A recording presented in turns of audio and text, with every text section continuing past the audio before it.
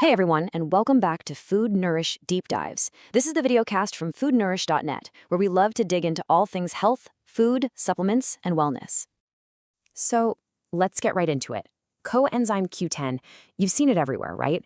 But is it the real deal, a miracle for your heart, or is it just some really clever marketing hype? We're going to cut through all that noise and see what the actual science has to say. Okay, so first things first, what even is CoQ10? We've got to understand what it does inside our bodies to get why it's so important, especially for our hardest working muscle.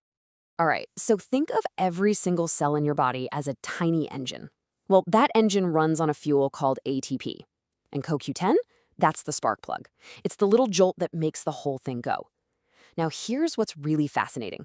Your heart has twice the concentration of CoQ10 compared to pretty much any other organ.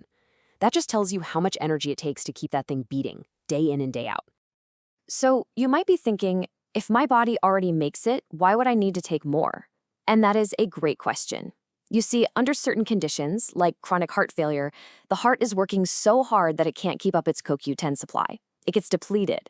And that's exactly where the research gets really, really interesting. This quote right here, this is a big one. It comes from a massive landmark study called Q-SYMBIO. And let me tell you, this is what really got the medical world talking. This wasn't just some small observation. It was a powerful, game-changing conclusion from a really solid long-term clinical trial. Let's put that into perspective. In this study, the patients taking CoQ10 had a 42% lower risk of what are called major adverse cardiovascular events. We're talking about the big, scary stuff, heart attacks, strokes. To see a reduction that huge from a supplement, that's almost unheard of. And it gets even more powerful.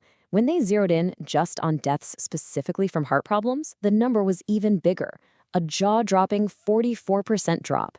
This isn't just a coincidence. It strongly suggests that CoQ10 is doing something to directly protect the heart muscle itself when it's struggling.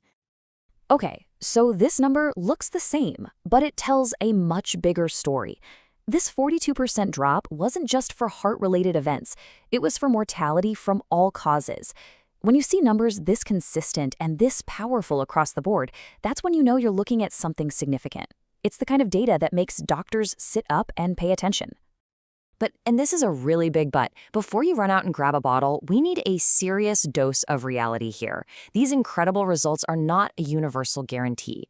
The benefits of CoQ10 are super specific to the person and their health situation. And this table really lays it all out.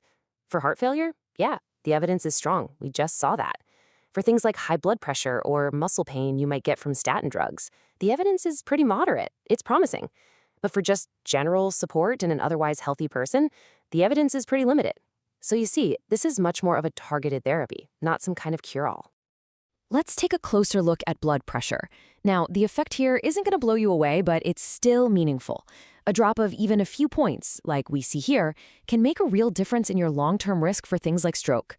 The best way to think about it is as a helpful sidekick to proven medications, definitely not a replacement for them. And speaking of high-quality supplements, if you're looking to explore different options, I want to give you a quick resource. You can pop over to our deals page at foodnourish.net/deals. We've pulled together a bunch of offers from top-tier brands. We're talking Perpetua Life, iHerb, Source Naturals, the whole shebang. The link is right down in the description if you want to check it out. All right, so let's say you've talked with your doctor and you've decided that CoQ10 might be right for you. What now? Let's get into the practical stuff. What kind should you buy? Are there any gotchas to watch out for? And how long does it actually take to work? Okay, when you're looking at the bottle, you're going to see two main names, ubiquinone and ubiquinol. It can be confusing, but here's a simple way to think about it. Ubiquinol is the active, ready-to-go form. Ubiquinol is the form your body has to convert to make it active. Now, the marketing for ubiquinol is really strong. They call it body ready. But here's the most important part. Nearly all of those big, impressive studies we talked about, including Q-SYMBIO, used the original form, ubiquinone. That's where the solid proof is. Now, this is absolutely crucial. CoQ10 is not like taking a simple vitamin C tablet. It's a powerful compound, and it can interact with some serious medications. For example, it might mess with blood thinners like Warfarin, or it could amplify the effects of your blood pressure meds. This is exactly why you must have a conversation with your doctor before you even think about starting it. And if you remember only one thing from this whole explainer, let it be this. CoQ10 is an adjunctive therapy. That means it works alongside your prescribed medications. It is never, ever a replacement. Think of it as a helper for your cells, not a substitute for what your doctor has told you to take. And another thing, don't expect to feel a difference overnight. This isn't like taking an aspirin. Q10 works slowly, at the cellular level. You might notice a bit more energy after a few weeks, sure. But to see real, measurable changes in things like blood pressure or heart function, that can take months. It's not a quick fix. It's more like a long-term renovation project for your body's energy production. Okay, so we've looked at the science, the practical side of things, and the big warnings. So, what's the final verdict? Where do we land on Q10? Heart health hero or just hype? Well, the science is actually pretty clear about where CoQ10 really earns its stripes. For these specific groups, especially patients with heart failure, the evidence is strong. It's a genuinely beneficial add-on. It's also showing real promise for people dealing with statin side effects or moderate hypertension. It's filling a real need for these folks. But, on the other hand, the research just doesn't back up the idea that every single healthy person needs to be taking this for prevention. The marketing might suggest that, but the science doesn't. And, as we've said a few times now, it is absolutely not a replacement for proven, life-saving cardiovascular drugs.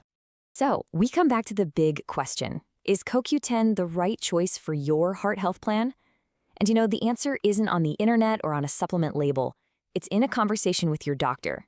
But now you can go into that conversation armed with real, balanced information. And that's the whole point. Hey, before you go, be sure to check out the description below for a link to the full resource article with all the details. If you found this deep dive helpful, do us a huge favor and hit that like button. It really helps us grow. And of course, subscribe so you never miss another one of our explainers on these critical health topics. Thanks so much for watching.